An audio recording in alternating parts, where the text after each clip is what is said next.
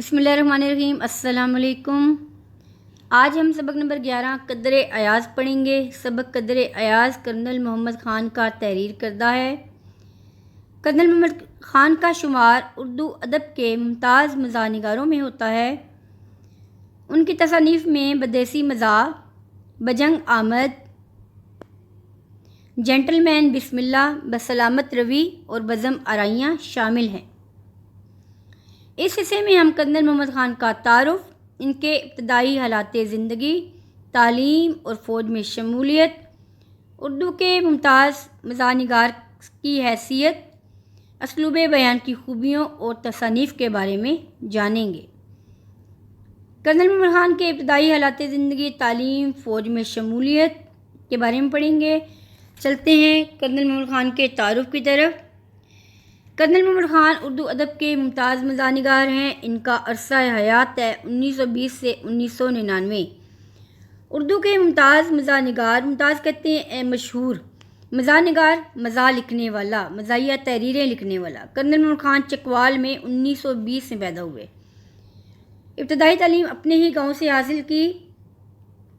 यहाँ से मैट्रिक का इम्तहान पास करने के बाद मज़ीद तालीम के लिए लाहौर चले आए। लाहौर में उन्होंने गवर्नमेंट कॉलेज में दाखिला लिया और लाहौर के अदबी हलकों में इनका आना जाना था, लिहाजा इनकी तबीयत भी लिखने की तरफ माइल हुई। इसी दौरान में मुल्की हालात मुनासिब न रहे, यानी जंग अज़ीम दोम शुरू हो गई। चनांचे 1940 में पाक फ़ौज में बहैसियत सेकंड लेफ्टिनेंट कमीशन हासिल किया। 1947 में जब पाकिस्तान का क़याम अमल में आया तो उन्होंने पाकिस्तान के दिफा में भी हिस्सा लिया, पाकिस्तान की दिफाई तहरीक में शामिल हुए। और 1965 में जब पाकिस्तान और इंडिया के दरमियान पाक भारत जंग हुई तो रन कुछ के मार्ग पर नुमायाँ कारनामे सर अंजाम दिए, अगली सफ़ों में रहे और बहुत से कारहाय नुमायाँ सर अंजाम दिए। मेहनती थे, अपनी मेहनत के बलबूते पर जल्दी तरक्की की मनाजिल तय की और तरक्की करते करते कर्नल के ओहदे तक जा पहुँचे। कर्नल के ओहदे से रिटायर हुए और अपनी मुलाजमत से फ़ारिग होने के बाद उन्होंने रिहाइश के लिए रावलपिंडी को चुना और मुस्तकिल तौर पर रावलपिंडी में रिहाइश पजीर रहे और यहाँ ही इन्होंने वफ़ात पाई। अब पढ़ते हैं कर्नल मोहम्मद ख़ान का अंदाज़ बयान। कर्नल मोहम्मद ख़ान का तर्ज़ तहरीर सादा और दिलचस्प है। बड़े सादा से आम अल्फाज का इस्तेमाल इन्होंने किया है। इनकी तहरीरों में हुस्न, सादगी और खुलूस पाया जाता है। कर्नल मोहम्मद ख़ान ने अपनी इब्तदाई उम्र में ही लिखना शुरू कर दिया था।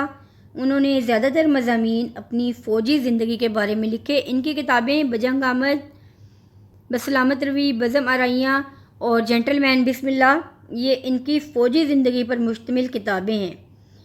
इनके तर्ज़ बयान में यह खूबी शामिल है कि कारी अपने आप को इसी माहौल में महसूस करता है जिस माहौल की तस्वीर वो अल्फाज से खींच देते हैं।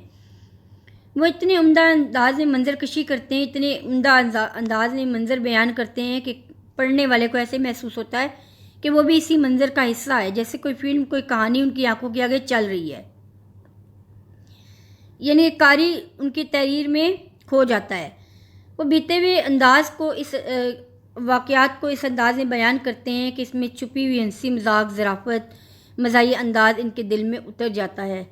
हंसी मजाक के साथ साथ वो इंसानी रवैयों पर भी तंज़ करते हैं। उन इंसानी कमज़ोरियाँ जो बशरी बीमारियाँ हैं, झूठ, बनावट, तसन्ना, अपनी असलियत को छुपाना, इन रवैयों पर भी तंज़ करते हैं और इतनी उम्दा ज़ुबान में, इतने उम्दा अंदाज में तंज़ करते हैं कि कारी को अपनी गलतियों का एहसास हो और वो इनको इस्लाह करे। इनकी उनके जो तंज़ है, जो उनकी तनकीद या तंज़ है, वो तंज़ बराए इस्लाह है। ऐसा तंज़ है जिससे इस्लाह का पहलू नज़र आए। उन्होंने कई मौज़ूआत पर बड़े गिरा कदर और अहमियत के हामिल मज़ामीन लिखे हैं। इनके यहाँ मज़ाहनिगारी का एक सुलझा हुआ अंदाज़ नज़र आता है।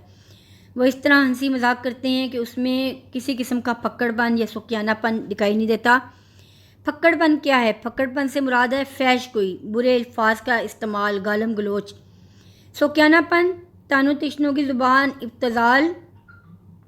सुकियानापन का मतलब है तानो तिश्नों की ज़ुबान या इब्तज़ाल, गालम गलोच। तो उनकी तहरीरों में इस तरह के बेहुदा अल्फाज और फैश गोई नज़र नहीं आती। जिस तरह आमतौर पे मज़ाहिया तहरीरें लिखने वाले कारी کو خوش کرنے کے لیے ایک ایسی زبان کا استعمال کرتے ہیں، تو ان کی تحریروں میں اس طرح کا پھکڑ پن و سوکیانہ پن دکھائی نہیں دیتا۔ سادگی، سادہ انداز، معنی افرینی، معنی خیز جملے، باوقار انداز میں طنز۔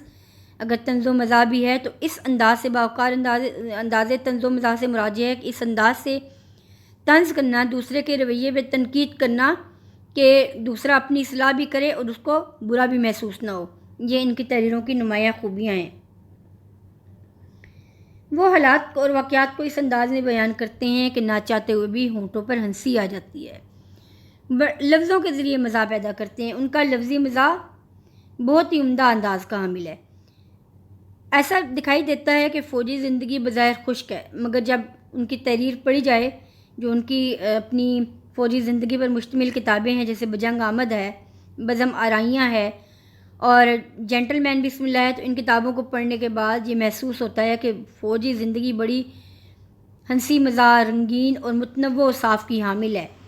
انہوں نے مختلف موضوعات پہ قلم اٹھایا اور ہر موضوع سے مکمل طور پر انصاف کیا۔ ان کی تحریریں سلجھے ہوئے انداز کی حامل ہیں۔ ان کی کتابیں بجنگ آمد، بسلامت روی، بزم آرائیاں اور جینٹل مین بسم اللہ ہیں۔ تو یہ ہو گیا کرنل محمد خان کے حالات زندگی، کرنل محمد خان کا تعارف۔ اگلی ویڈیو میں ہم کرنل محمد خان کے سبق قدر ایاز کے بارے میں جانیں گے۔